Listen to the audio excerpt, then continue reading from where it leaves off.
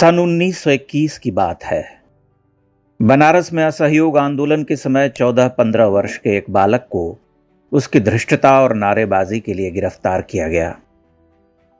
वह बालक मजिस्ट्रेट के सामने डट कर खड़ा था। मजिस्ट्रेट ने डांटा, अभी हाथ भर का तो है नहीं, चला है आंदोलन करने, भाग जा। बालक ने मजिस्ट्रेट की आंखों में आंखें डालकर देखा। मजिस्ट्रेट का पारा चढ़ गया। बालक को 15 बेंतों की सजा सुनाई गई। उसके कपड़े उतरवा लिए गए। नंगे बदन पर पानी में डूबी भारी बेंतें पड़ने लगीं। पहली चोट पर ही शरीर से खून उछल आया।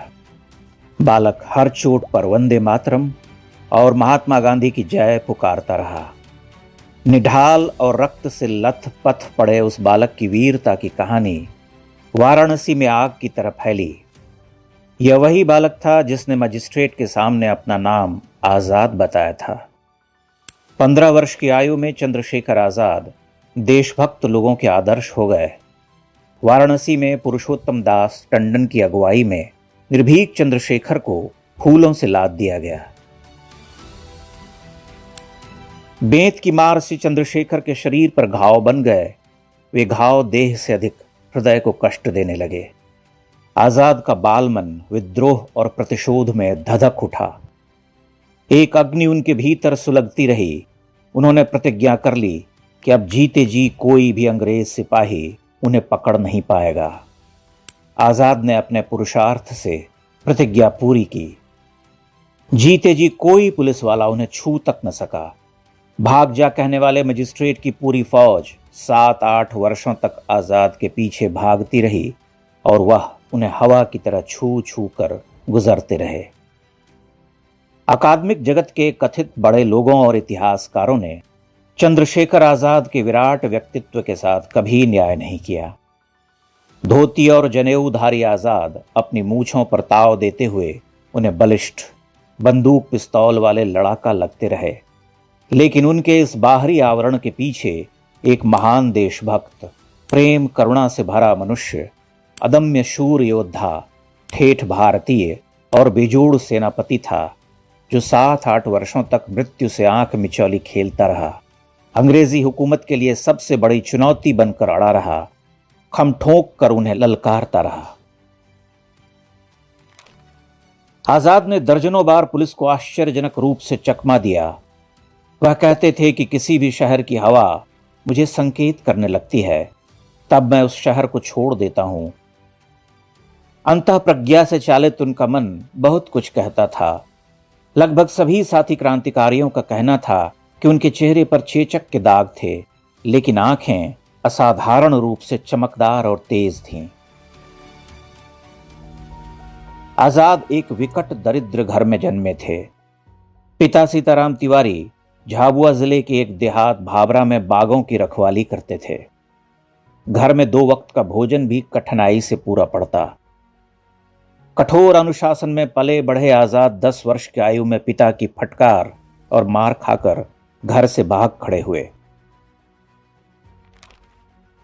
मुंबई की खाक छानने और मजूरी करने के बाद भटकते हुए वाराणसी पहुंचे। वहां कुछ समय तक संस्कृत का अध्ययन किया। वाराणसी में ही स्वतंत्रता आंदोलन से जुड़े 17-18 वर्ष की आयु में उनका जोश और पागलपन देखकर अमर बलिदानी राम प्रसाद बिस्मिल उन्हें पारा या क्विक सिल्वर कहा करते थे। तब बड़े क्रांतिकारियों का मानना था कि पुलिस की धरपकड़ होने पर आजाद सबसे पहले धरे जाएंगे, लेकिन आजाद ने सबको गलत सिद्ध कर दिया। काकोरी ट्रेन एक्शन के बाद बड़े क्रांतिकारी पकड़े गए। बिस्मिल, लाहिड़ी, रोशन सिंह और अशफाक उल्लाह को फांसी हुई, अन्य को जेल। आजाद बचकर निकल गए। यहां से उनकी नई यात्रा का आरंभ हुआ। कम लोग जानते हैं कि अंग्रेजी में अत्यंत कमजोर आजाद हिंदुस्तान सोशलिस्ट रिपब्लिकन एसोसिएशन के सर्वे सर्वा थे। संगठन का कोई भी पर्चा या पत्र आजाद की सहमति के बिना सार्वजनिक नहीं किया जाता था। भगवती चरण वोहरा, भगत सिंह, भगवान दास माहौर, सदाशिव मलकापुरकर, सुखदेव, राजगुरु जैसे क्रांतिकारी उनके अनन्य साथी रहे। समय के साथ ये सभी देश के लिए न्योछावर हो गए या पकड़े गए। आजाद को कोई पुलिस वाला कभी छू न सका। वे कभी हरिशंकर ब्रह्मचारी तो कभी नौकर और मैकेनिक बनकर उन्हें छकाते रहे। उन दिनों में आजाद को पुलिस पागलों की तरह खोज रही थी। आजाद को आमतौर पर कठोर हृदय का मनुष्य घोषित कर दिया गया, लेकिन साथी क्रांतिकारियों ने उन्हें याद करते हुए प्रेम, दया और करुणा से भरा हुआ मनुष्य कहा था, जिसके लिए देश की स्वतंत्रता का उद्देश्य सर्वोपरि था। वे अपने गरीब बूढ़े माता पिता के प्रति प्रेम से भरे हुए थे, किंतु पार्टी फंड से 5 कौड़ी भी घर भेजना उन्हें स्वीकार नहीं था। अकेले में अपने मित्र विश्वनाथ वैशंपायन से कहते कि जब मैं न रहूं तब मेरे घर जाना बच्चन। आजाद की मां उनके वियोग में रो रो कर अपनी एक आंख गंवा बैठी। एक हाथ की मध्यमा और अनामिका अंगुली बांधकर पुत्र की प्रतीक्षा करती रही। पुत्र एक बार घर आया था, तब मां पिता के साथ कुछ समय बिताकर आजाद अपने कर्म क्षेत्र में लौट आए थे। तब वृद्धा नहीं जानती थी कि इस बार चंदू लौट कर आने के लिए नहीं गया है। 1929-30 तक आजाद के सभी क्रांतिकारी साथी पकड़े जा चुके थे। भगत सिंह की सजा ने उन्हें विकल कर दिया था। वे उन्हें जेल से छुड़ाना चाहते थे। योजना बन चुकी थी, लेकिन भगत सिंह ने ही अस्वीकार कर दिया। आजाद टूट गए। बम बनाते हुए विस्फोट में भगवती चरण वोहरा की मृत्यु ने उन्हें पहले ही बहुत आघात दिया था, किंतु आजाद एक अपराजेय योद्धा थे। भगवान दास माहौर ने कहा था कि उन्होंने आजाद की आंखों में केवल 3 बार आंसू देखे थे। पहली बार तब जब भगवती चरण वोहरा की बम विस्फोट में मृत्यु हुई, दूसरी बार तब जब भगत सिंह को सजा की घोषणा हुई, और तीसरी बार तब जब उनके अधिकांश साथी पकड़े जा चुके थे। वे देख रहे थे कि अकेले पड़ रहे हैं, परंतु हारना उन्होंने नहीं सीखा था। उनके पास बर्मा जाकर रहने और शक्ति संगठित करने के कई अवसर आए, पर आजाद को देश छोड़ना स्वीकार नहीं था। वे झांसी, आगरा, ग्वालियर, कानपुर, प्रयाग जैसे शहरों में छुपते रहे। एक बार भगत सिंह ने उनके मोटे तगड़े शरीर पर हंसकर व्यंग्य किया था कि पंडित जी, आपके लिए 2 रस्सों की जरूरत होगी, एक आपकी गर्दन के लिए और दूसरा आपके भारी भरकम पेट के लिए। आजाद ने कहा था कि यह रस्सा फस्सा तुम लोगों के लिए है, मेरे पास यह बमतुल बुखारा है, यानी उनकी पिस्तौल। 15 गोलियां पुलिस पर दागूंगा और 16वीं से अपनी कनपट्टी उड़ा लूंगा। आजाद ने अपना वचन निभाया था। आजाद और साथी कई बार धन संग्रह के लिए डाके डालते थे, लेकिन कई ऐसे मौके भी आए जब डाका डालने गए आजाद ने सामान्य जनों के जान माल की हानि की आशंका से मिशन टाल दिया।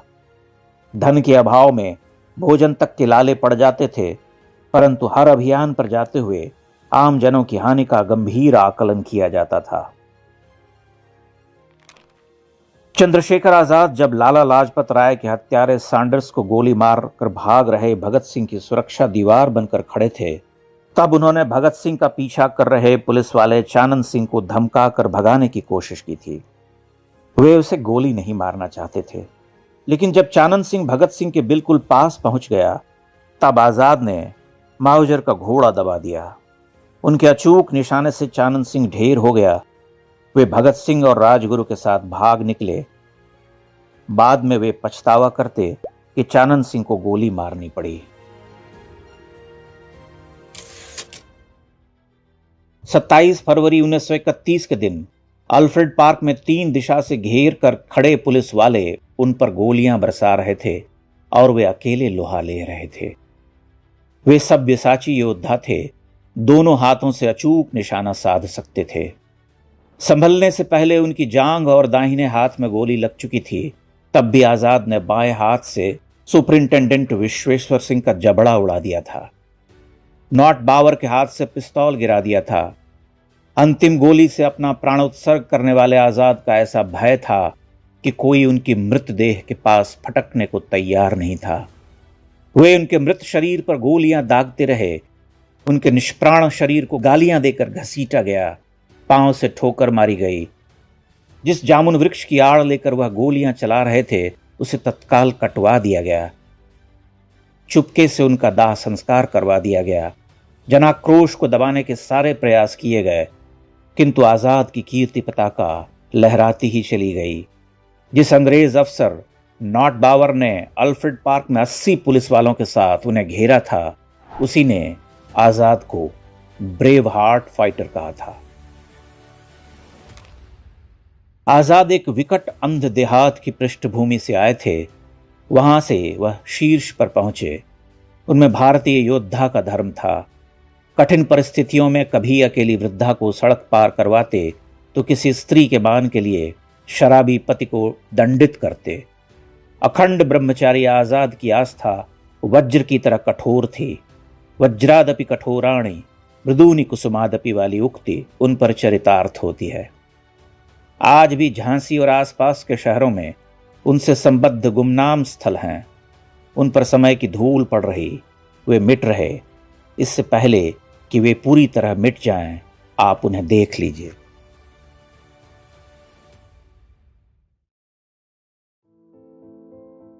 झांसी अमर बलिदानी आजाद की कर्मस्थली रही।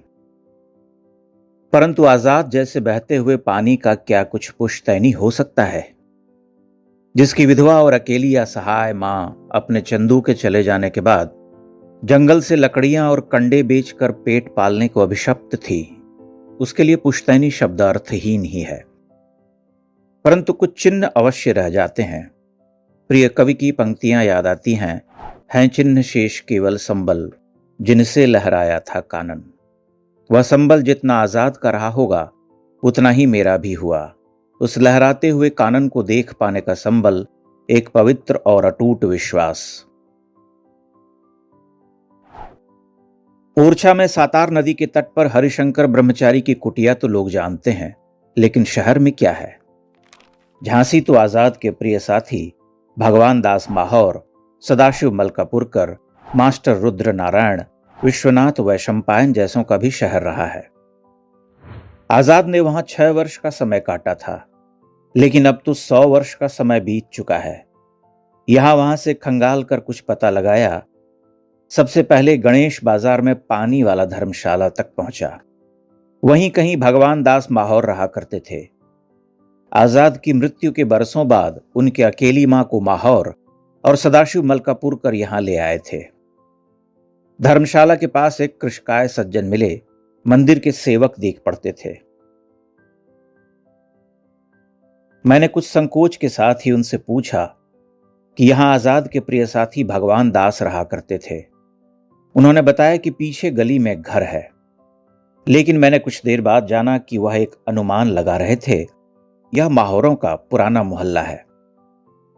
निश्चय ही वे सब एक परिवार से जुड़े रहे होंगे, किंतु भगवान दास माहौर के घर का पता नहीं मिला। गली में भटकते हुए 2-4 पुराने दुकानदारों से पूछने लगा। पुराने दुकानदार गूगल के पितामह हुआ करते हैं। उनकी दृष्टि धुंधली पड़ने लगती है, स्मृति दुर्बल हो जाती है, परंतु नष्ट नहीं होते। उनमें से एक सज्जन मुझसे प्रश्न करने लगे, कहां से आए हैं, क्या करते हैं? मैंने अपना मंतव्य बताया।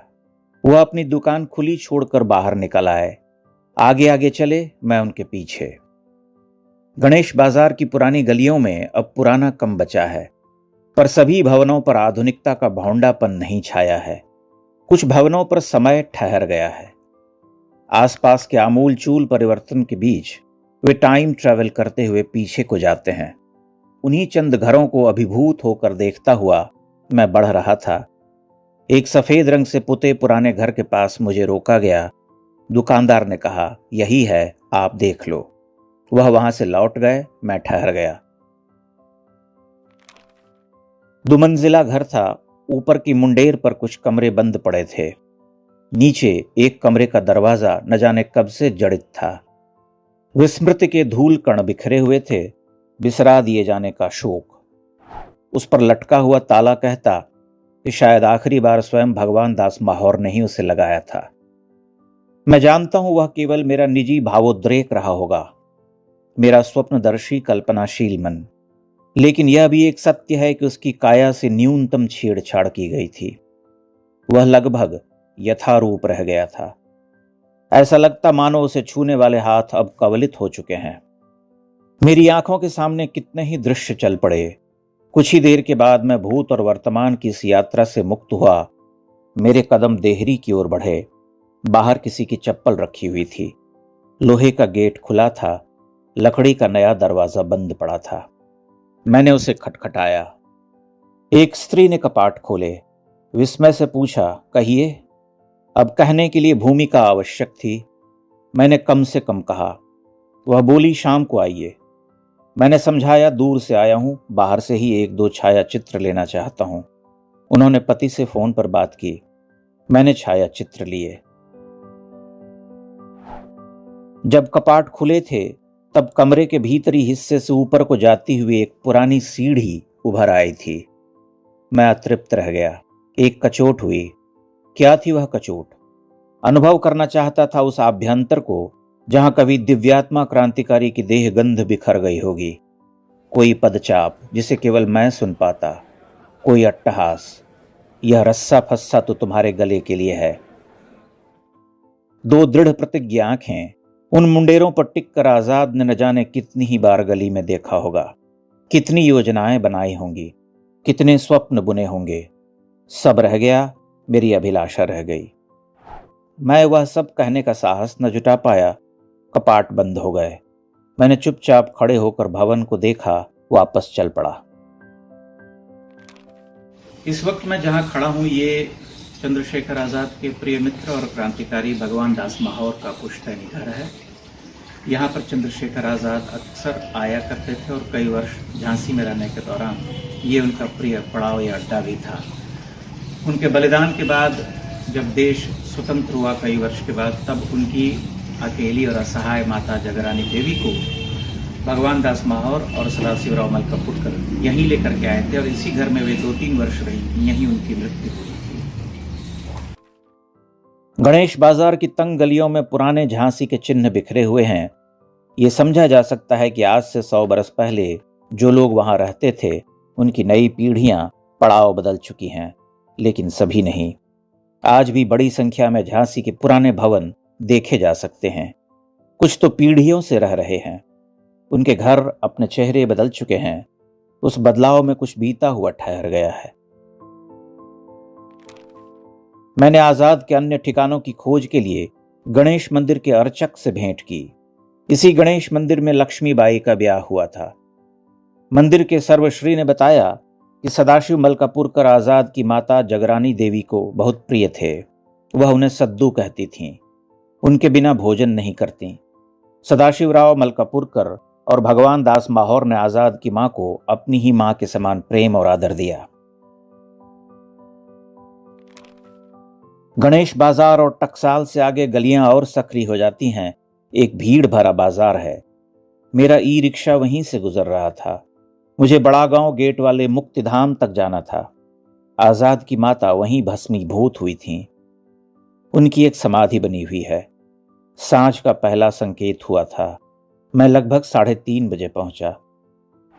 शमशान तरुओं से आच्छादित है। उस समय मुक्तिधाम में कोई नहीं था। मैं एक वितान वीथिका से गुजरता हुआ वहां पहुंचा जहां चिताएं जलती हैं। सब जलाई जा चुकी थीं। निर्धूम प्रांगण में भटकता हुआ मैं जगरानी देवी की समाधि तक पहुंचा।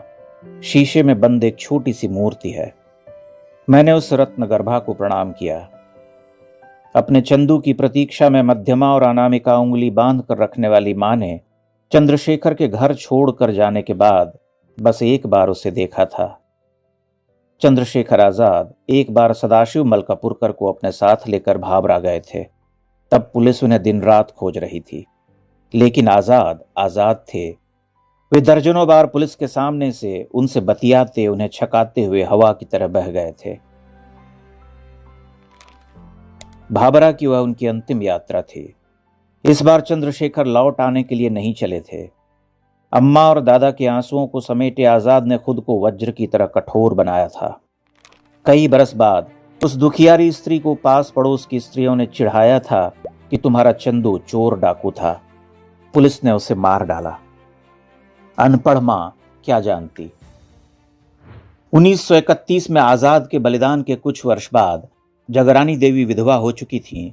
जंगल से लकड़ियां और कंडे चुनकर लाती उन्हें बेचकर जैसे तैसे 2 रोटी खाती। आंसुओं से रुद्ध कंठ कभी जब खुलता तो वह अपनी प्यास बुझा लेती। स्वतंत्रता प्राप्ति के बाद आजाद के 2 साथी उन्हें झांसी ले आए। 1951 में उनकी मृत्यु हो गई। झांसी से आजाद की यादें जा रहीं।